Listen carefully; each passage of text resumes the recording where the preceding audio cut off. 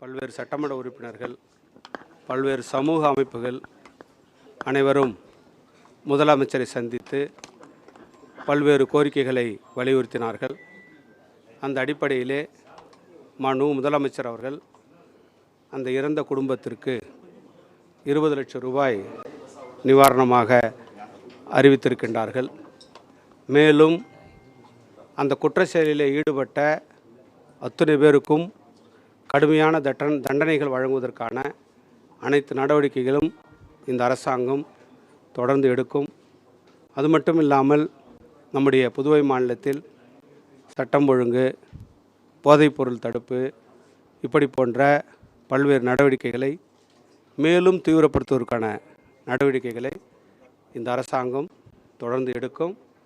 எனவே அத்தகைய குற்றவாளிகளுக்கு மிக கடுமையான தண்டனை வழங்குவதற்கு அரசு உரிய நடவடிக்கை எடுக்கும்.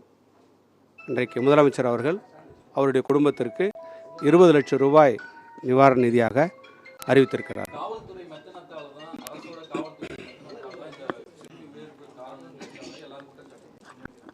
இல்லை, எப்போதுமே பார்த்திங்கன்னா அது மாதிரி ஒரு குற்ற செயல் நடக்கின்ற பொழுது அது மாதிரி காவல்துறை தான் சார்ஜ் பண்ணுவாங்க. அது வழக்கம்தான். ஆனால் தொடர்ந்து காவல்துறை உரிய நடவடிக்கை எடுத்துக்கிட்டு இருக்குது. அது மாதிரி சம்மந்தப்பட்ட அதிகாரி மீது, தனிப்பட்ட அதிகாரிகள் மீது அது மாதிரி ஏதாவது இருந்ததுன்னா உரிய விசாரணைக்கு பிறகு உரிய நடவடிக்கை நிச்சயமாக எடுக்கப்படும்.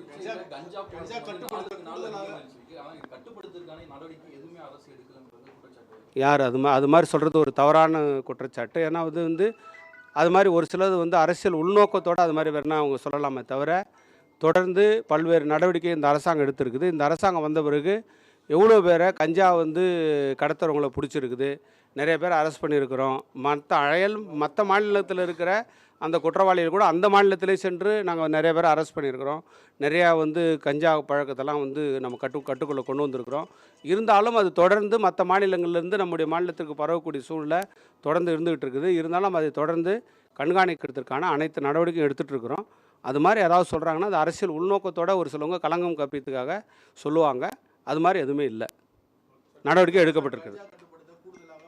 கூடுதலாக நிச்சயமாக ஏற்கனவே டீம் ஏற்கனவே நடவடிக்கை எடுக்கப்பட்டிருக்குது. இருந்தாலும் கூடுதல் கவனம் மீண்டும் செலுத்தப்படும்.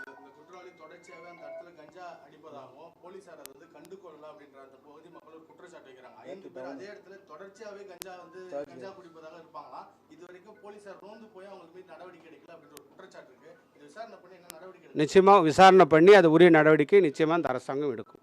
காவல்துறை மீது குறிப்பாக முத்தியால்பேட்டை காவல்துறை எந்த நடவடிக்கை எடுக்க மாட்டேங்குது. கடலோர பகுதியில் தொடர்ச்சியாக கஞ்சா மது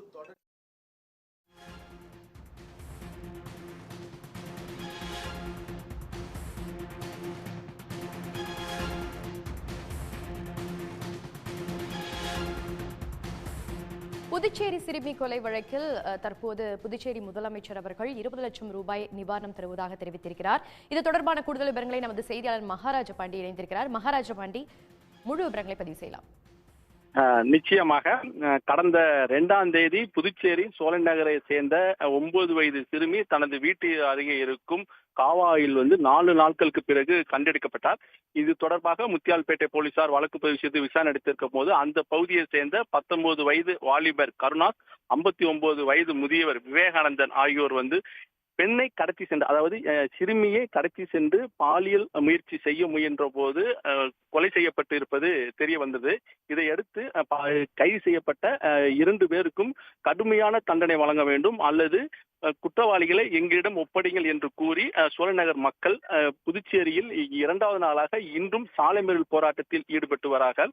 இறந்து போன சிறுமிக்கு உரிய நீதி கிடைக்க வலியுறுத்தி புதுச்சேரி கடற்கரை சாலையில் சமூக ஆர்வலர்கள், கல்லூரி மாணவர்கள், இளைஞர்கள், பொதுமக்களும் தற்போது தர்ணா போராட்டத்தில் ஈடுபட்டிருக்கார்கள்.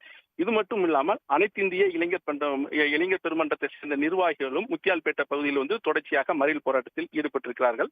இந்த நிலையில்தான், அதாவது புதுச்சேரியை சேர்ந்த சிறுமியினுடைய உடல் தற்போது ஜிப்மர் மருத்துவமனையில் பிரேத பரிசோதனை செய்யப்பட்டு வருகிறது. இதற்கிடையில் அதாவது சிறுமியின் தந்தை நாராயணன் தொகுதியின் சட்டமன்ற உறுப்பினர் பிரகாஷ்குமார், சுயேட்சை எம்எல்ஏ நேரு, அது திமுக சட்டமன்ற உறுப்பினர் சம்பத், விடுதலை சிறுத்தைகள் கட்சியினுடைய முதன்மை செயலாளர் தேவபொலியன், அமுதவன் ஆகியோர் முதல்வர் மற்றும் உள்துறை அமைச்சர் நமச்சிவாயத்திடம் அழைத்து வந்தார்கள். இவர்களிடம் பேச்சுவார்த்தை என்பது முதல்வர் ரெங்கசாமி அலுவலகத்தில் நடைபெற்றது. அப்போது முதல்வர் ரெங்கசாமியிடம் புதுச்சேரியில் போதைப் பொருள் அதிகமாக வந்துவிட்டது, இதனால் பெண்களுக்கும் எந்தவித பாதுகாப்பும் கிடையாது, இளைஞர்களும் தப்பான வழியில் செல்கிறார்கள், போதைப் பொருளை கட்டாயம் நீங்க தடை செய்ய வேண்டும். அது மட்டுமல்லாமல் சிறுமியினுடைய கொலை வழக்கில் கைதியாகியிருக்கும் இளைஞர் 2 பேருக்கும் கடுமையான தண்டனை வழங்க வேண்டும், குறுகிய காலத்தில் வழக்கு விசாரணை நடத்தி அவர்களை தண்டனை கொடுக்க வேண்டும் என்ற ஒரு கோரிக்கையை முன்வைத்தார்கள். இதையெல்லாம் கேட்ட முதல்வர் ரெங்கசாமி கட்டாயம் புதுச்சேரியில போதைப் பொருள் கட்டுப்படுத்தப்படும், கைதியான இருவருக்கும் கடுமையான தண்டனை கொடுக்கப்படும் என்று தெரிவித்தார். முதல் கட்டமாக பாதிக்கப்பட்ட சிறுமியின் குடும்பத்துக்கு ரூபாய் 20 லட்சம் இழப்பீடு வழங்கப்படும் என்று அறிவித்தார். அறிவித்துவிட்டு அவர் தன்னுடைய அலுவலகத்திலிருந்து மதிய உணவு சாப்பிடுவதற்கு சென்று விட்டார். தற்போது இந்த சூழ்நிலையில், அதாவது உள்துறை அமைச்சர் நமச்சிவாயம் காவல்துறை எவ்வாறு செயல்பட்டது, எந்த மாதிரி நடவடிக்கை எடுக்கப்பட்டது என்பது குறித்து செய்தியாளரை சந்தித்து வருகிறார். உடனுக்குடன் செய்திகளை தெரிந்து கொள்ள சன் நியூஸ் பெல் ஐகானை கிளிக் பண்ணுங்க.